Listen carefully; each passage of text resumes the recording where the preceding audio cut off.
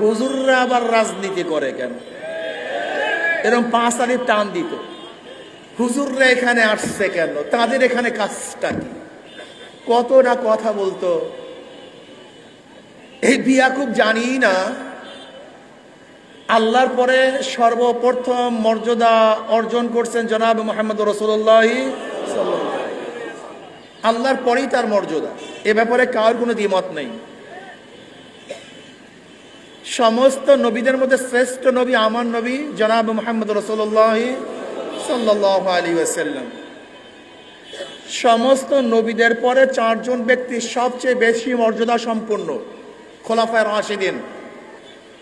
আবু বকর সিদ্দিক রাদিয়াল্লাহু তাআলা আনহু, উমর ইবনে খাত্তাব রাদিয়াল্লাহু তাআলা আনহু, ওসমান গনি রাদিয়াল্লাহু তাআলা আনহু, আলী রাদিয়াল্লাহু তাআলা আনহু। সমস্ত নবীদের পরে মর্যাদার দিক থেকে এই 4 জন সর্বশ্রেষ্ঠ। আর সমস্ত নবীদের মধ্যে সর্বশ্রেষ্ঠ কে? জনাব মুহাম্মদ রাসূলুল্লাহ সাল্লাল্লাহু আলাইহি ওয়াসাল্লাম। এই যেই 5 ব্যক্তি সর্বশ্রেষ্ঠ, সেই 500 জন রাষ্ট্রের প্রধান ছিলেন। কিসের প্রধান ছিলেন? রাষ্ট্রের প্রধান ছিলেন, প্রেসিডেন্ট ছিলেন, বাদশা ছিলেন।